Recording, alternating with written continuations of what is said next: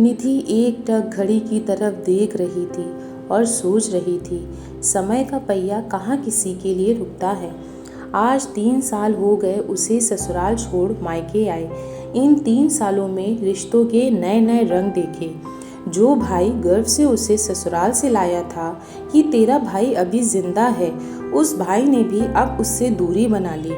माँ बाप के लिए भी अविवाहित बेटियां इतना बोझ नहीं होती जितना विवाहित बन जाती हैं। तभी तो भाभी को कुछ कहने की जगह माँ ने मुझे ही सुनाया, जबकि बात कुछ थी भी नहीं, फिर भी इतनी बड़ी बन गई। छोटी मोटी नोकझोंक तो भाभी और उसमें होती ही रहती, पर आज दीदी आप ही अपने भाई की शर्ट प्रेस कर दो, मैं रवि को नहलाने जा रही हूँ, निधि की भाभी ने कल सुबह कहा था। भाभी शर्ट आप प्रेस कर दीजिए, मैं नाश्ते की तैयारी में लगी हूँ, निधि ने शांति से जवाब दिया। नाश्ता बाद में बन सकता है, भाभी थोड़े कठोर स्वभाव में बोली।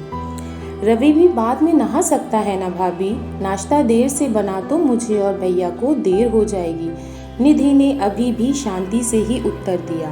पर उसका इतना कहना था कि घर में हंगामा हो गया। खुद की तो न गृहस्थी है न बच्चे हैं, मुझे नसीहत देने चली है। भाभी दहाड़ी। भाभी मैंने ऐसा कुछ नहीं कहा, आप रवि को बाद में भी नहला सकती हो, घर में ही हो आप, पहले जिन्हें बाहर जाना है उनके काम हो जाए। निधि अभी भी आराम से बात कर रही थी। लो अब हमें घर में रहने के भी ताने मिलेंगे, ये कमाती जो हैं, भाभी चिल्लाते हुए बोली। क्या बात है, क्यों शोर मचा रखा है सुबह सुबह घर में। तभी निधि का भाई गुस्से में वहां आ बोला, ये अपनी लाडली बहन को देखो। और भाभी ने नमक मिर्च लगाकर भाई को बात बताई। निधि मेरी गृहस्थी में आग मत लगा तू, आराम से सब मिल रहा फिर भी तुझे दिक्कत है, चाहती क्या है तू आखिर। तेरा घर नहीं बस पाया, मेरा तो बसा रहने दे, घर में रहेगी तो 2-4 काम तो करने होंगे ना। भैया निधि की बात सुने बिना ही चिल्लाया। माँ आप बताओ ना भाई को बात क्या हुई थी, निधि हैरानी से बोली। निधि बेटा तू ऐसा कर, ऊपर का कमरा ले लो, कमाती तो तू है ही, अपना खुद देख, हमें शांति से रहने दे। माँ ये बोल अपने कमरे में चली गई। बाकी सब भी अपने अपने कामों में लग गए। पीछे रह गई तो बस अकेली निधि आंसू बहाती हुई। मेरे कारण अशांति है घर में, निधि सिसक कर खुद से बोली। 4 साल पहले जब इसी निधि की शादी हुई थी तब सबने यही कहा था, घर की रौनक चली गई। पीहर आने पर माँ पापा के साथ साथ भाई भाभी भी कितना लाड करते थे। जब शादी के 1 साल बाद निधि के पति की सड़क दुर्घटना में मौत हो गई तो सास ने निधि के घर वालों को बुलाकर साफ कह दिया, जब बेटा नहीं रहा तो इसे रखकर क्या करें, आप ले जाइए, दोबारा शादी करें या कुछ भी करें, हमें कोई मतलब नहीं इससे। तब भाई बड़े गर्व से बोला था, इसके बाप भाई जिंदा हैं, सारी उम्र भी अपने पास रख सकते हैं प्यार से। आज उसी भाई ने इतनी बड़ी बात बोल दी। पापा तो जब से रिटायर हुए कुछ बोलते ही नहीं। माँ ने भी आज अलग होने की को बोल दिया। इसमें मेरा क्या कसूर कि मेरे पति मुझे इतनी जल्दी छोड़ गए या मेरे सास ससुर ने मुझे नहीं रखा। ससुराल से परित्याग की बेटी मायके ना आए तो कहाँ जाए, फिर मैं किसी पर बोझ तो नहीं हूँ, 3 साल से कमा ही रही हूँ। ससुराल से आते ही कुछ दिन बाद ही निधि ने रिसेप्शनिस्ट की नौकरी पकड़ ली थी, जिससे किसी पर बोझ ना रहे। भाभी भैया के बच्चों पर भी जान छिड़कती, फिर भी बोझ कैसे घर में है। ईश्वर क्या बेटी हमेशा बोझ ही बनी रहेगी। निधि अपने कमरे में आ गई और सिसक कर रो दी। उसका ऑफिस जाने का भी मन नहीं हुआ तो फ़ोन पर तबीयत का बहाना कर दिया।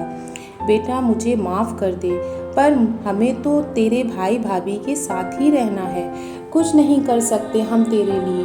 तभी निधि की माँ वहाँ आ बोली, माँ मैं कहाँ कुछ कहने को बोल रही हूँ, लेकिन मेरी गलती कहाँ थी, आप ही बताओ। निधि रोते हुए बोली, बेटा तू ठीक कह रही है, पर ये भी सच है, तू जब से इस घर में वापस आई है तेरी भाभी का व्यवहार बदल गया है। ये घर घर कम जंग का मैदान ज़्यादा बन गया है, इसीलिए मैंने तुझे ऊपर रहने को कहा है। मैंने तो तुझे कितनी बार कहा घर बसा ले दोबारा, पर तू सुनती नहीं।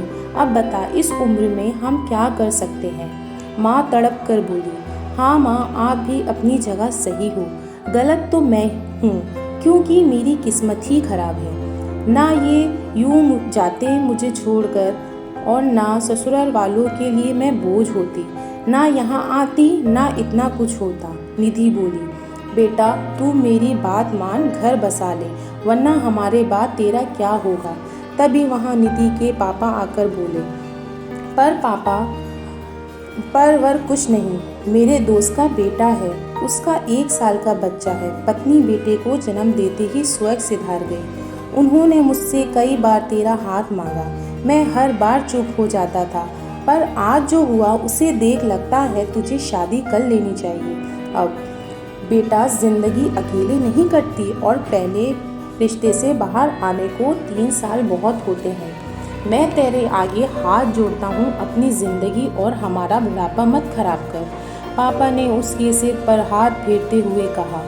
जवाब में निधि ने सिर झुका दिया, जिसे उसकी मौन स्वीकृति समझ निधि के पापा ने अपने दोस्त से बात की। निधि और विवेक को मिलाया गया और निधि ने अपने माँ बाप की खुशी की खातिर हाँ कर दी।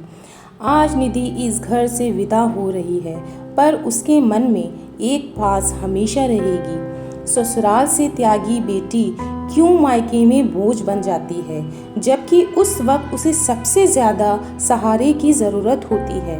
किसी भी बेटी के साथ हो तो वो जाए कहाँ आखिर।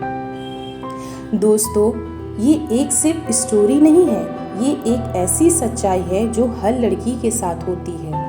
यहाँ तक ससुराल से मायके कुछ दिनों के लिए जाओ तो भी ऐसा होता है। क्यों ऐसा होता है हर लड़की के साथ? बहू भी तो एक बेटी ही होती है। अपनी राय हमें कमेंट करके ज़रूर बताएं और हमारे चैनल को सब्सक्राइब करें।